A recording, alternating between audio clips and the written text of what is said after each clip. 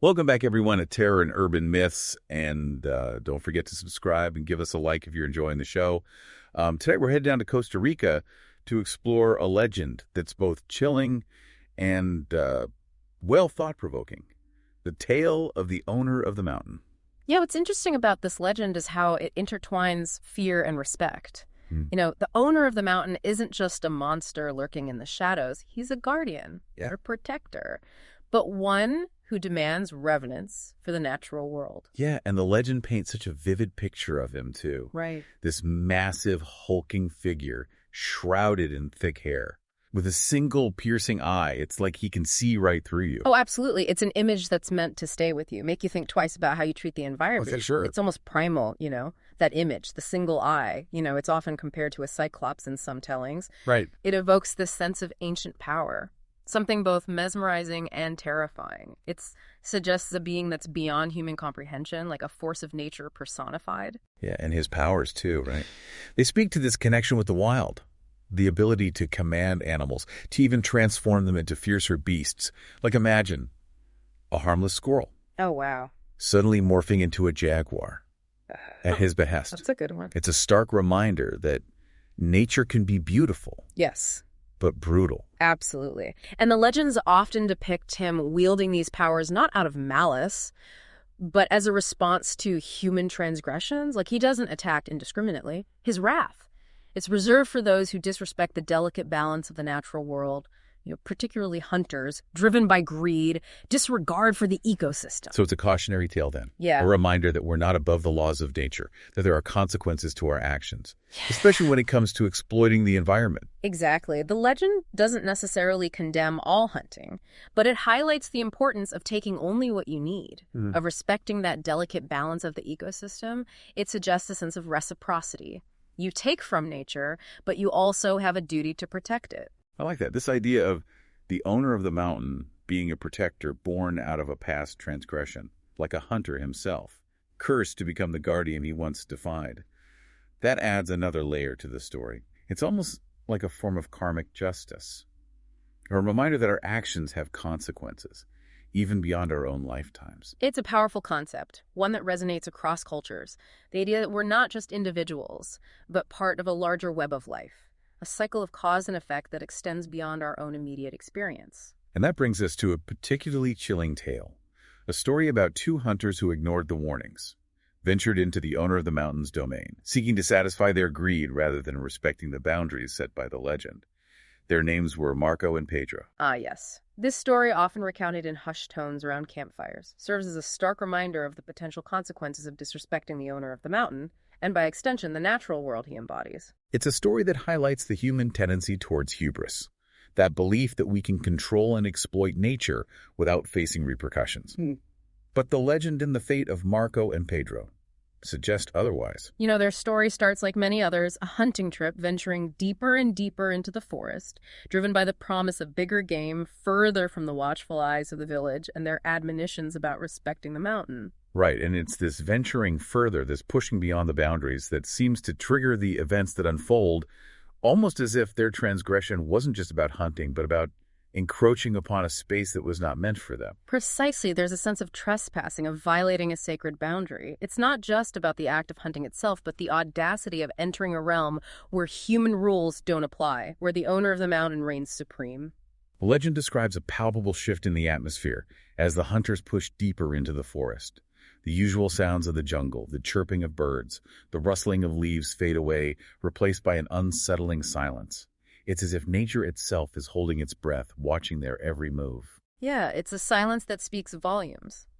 The silence of anticipation of something lurking just beyond the periphery of their vision. It's a silence that breeds fear, that gnaws at their confidence and makes them question their decision to venture so far. And then there's the smell. The source material describes it as an overpowering stench of decay, like something died and is rotting nearby. It's a visceral detail that adds another layer of unease to the story, a reminder of the cyclical nature of life and death that governs the forest. The smell could be interpreted as a foreshadowing of their own impending demise, a subtle reminder of the owner of the mountain's role, not just as a protector, but also as a bringer of death to those who defy him. It's a reminder that nature in all its beauty also have a dark side, a power that can be both life-giving and destructive. As the hunters press on, driven by a mixture of fear and stubborn determination, they hear the roar of the owner of the mountain. It's a sound that's both primal and otherworldly, a deep, guttural growl that seems to shake the very ground beneath their feet. The roar is more than just a sound. It's a manifestation of the owner of the mountain's power, a warning that reverberates through the forest and strikes fear into the hearts of those who hear it. It's a sound that signifies the hunter's transgression has been noticed, that they are now in the realm of the supernatural. Panic sets in, and the hunters, their bravado shattered, try to flee. But the forest, once familiar, has become a labyrinth. The trees seeming to close in around them, the undergrowth snagging at their feet, impeding their escape. It's as if the forest itself is conspiring against them, guiding them towards their inevitable fate. This sense of the forest turning against them is a common motif in stories about those who disrespect nature. It's as if the natural world, once a source of sustenance and beauty, becomes hostile, a reflection of their own inner turmoil and fear. In their panicked flight, Pedro trips and falls, becoming separated from Marco as he lies there, helpless. He feels sharp claws dig into his leg, and he screams in pain. The attack is swift and brutal, leaving him bleeding and terrified. This moment is crucial in the story. It marks the point of no return. The moment when the hunter's hubris is met with the full force of the owner of the mountain's wrath. The attack is described not as a prolonged struggle, but as a sudden, decisive act, highlighting the owner of the mountain's power and the futility of resistance. Marco, desperately searching for his friend in the darkness, is suddenly confronted by the owner of the mountain himself. He describes a towering figure, shrouded in darkness, with a single glowing eye that fixes him with a gaze of pure rage. That single eye, often depicted as glowing red or yellow in the legends, becomes a symbol of the owner of the mountain's all-seeing presence. It represents his connection to the forest, his ability to perceive everything that transpires within his domain. It's a gaze that pierces through any pretense of innocence, any attempt to justify their transgression. The story ends abruptly with the echoes of Marco's screams fading into the silence of the forest. It's a chilling conclusion that leaves the listener with a sense of unease, a reminder that the owner of the mountain and the consequences of disrespecting nature are always lurking in the shadows. The abrupt ending serves to amplify the horror. It leaves the details of Marco's fate to the listener's imagination, allowing the fear and the message of the story to resonate more deeply. It's a reminder that sometimes the scariest stories are the ones left unfinished, the ones that hint at a power beyond our comprehension. You know, that silence that follows their disappearance? It really speaks volumes, you know? It's as though the forest itself has absorbed their transgression and their story. It becomes another thread in the tapestry of the legend. Yeah, it really reinforces the idea that this isn't just a tale, told to frighten children, but a deeply ingrained belief that shapes how people interact with their environment. Right. It's a stark contrast to the sanitized way we often experience nature in modern society, isn't it? We go on guided hikes, visit national parks, observe wildlife from a safe distance. But this legend, it reminds us that there's a wilder, more untamed aspect to nature, a power that demands respect and can't be easily controlled. Yeah, there's a rawness, an immediacy to the owner of the mountain legend that's absent from our curated experiences of nature.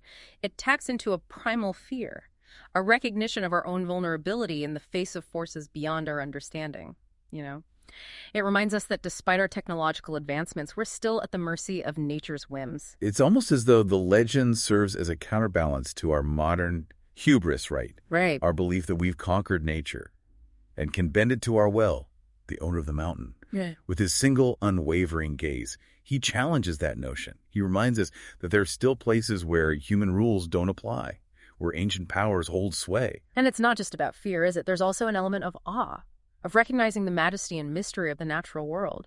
The owner of the mountain, despite his terrifying aspects, he's also a protector, a guardian of the forest and its creatures, He represents a force that's both powerful and necessary, a force that ensures balance and prevents unchecked exploitation. It's interesting to consider how this legend might function within Costa Rican society. Is it simply a scary story?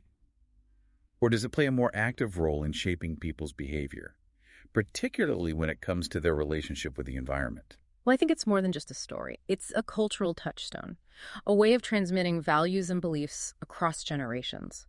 It's a subtle form of social control, encouraging people to be mindful of their actions and to respect the delicate balance of nature.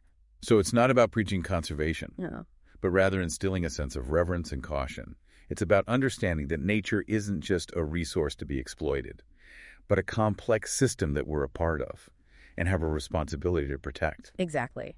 And that message is arguably more potent because it's embedded in a narrative, a story that engages our emotions and imaginations. It's not a dry lecture about environmentalism. It's a visceral encounter with the consequences of disrespecting the natural world. It makes you wonder if we've lost something in our modern approach to conservation.